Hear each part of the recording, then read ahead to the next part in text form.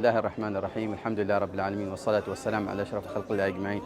الحمد لله ونشكر الله سبحانه وتعالى على أتم الوصول والعافية في مطار جدة، والشباب الحمد لله رب العالمين ما مقصرين، جزاهم الله خير. تم تجهيز كل كافة الوسائل، وسائل النقل، وسائل الاتصالات، وسائل أيضا الترحيب، جزاهم الله خير وكفى عنهم الله سبحانه وتعالى كل شر، وتقبل منا ومنهم بإذن الله تعالى عمرتهم وصالحات الأعمال. شكرا لكم، جزاكم الله خير. بالروح والأشواق تتقد. شكرا جزيلا على حسن الاستقبال. الحمد لله سبحانه وتعالى وصلت حمد حق المنظور الى مطار جده وهم بصحه وعافيه الحمد لله رب العالمين. نسال الله سبحانه وتعالى يسهل لنا باقي المناسك، وشكرا جزيلا على حسن الاستقبال. بارك الله فيكم. من سكنوا فيها ومن وفدوا، ها هم ضيوفك يا رحمن في شغف، والتلبيات على أفواههم ترده، من كل فج على رحمك قد نزلوا، وحجهم لك أنت الواحد الأحد. لمن سكنوا فيها وما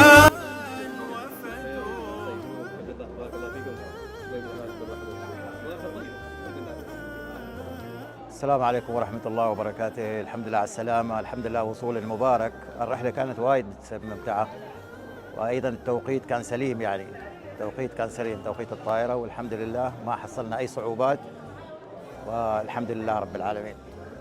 سأختصر الكلام قدر المستطاع.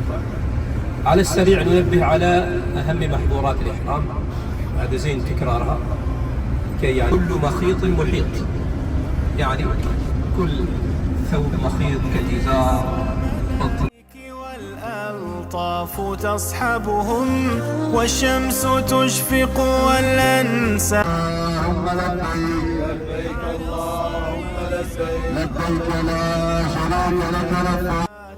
أخطارهم فعلى توحيدك اتحدوا، من سكنوا فيها ومن وفدوا، حس الملائكة والألطاف تصحبهم، والشمس تشفق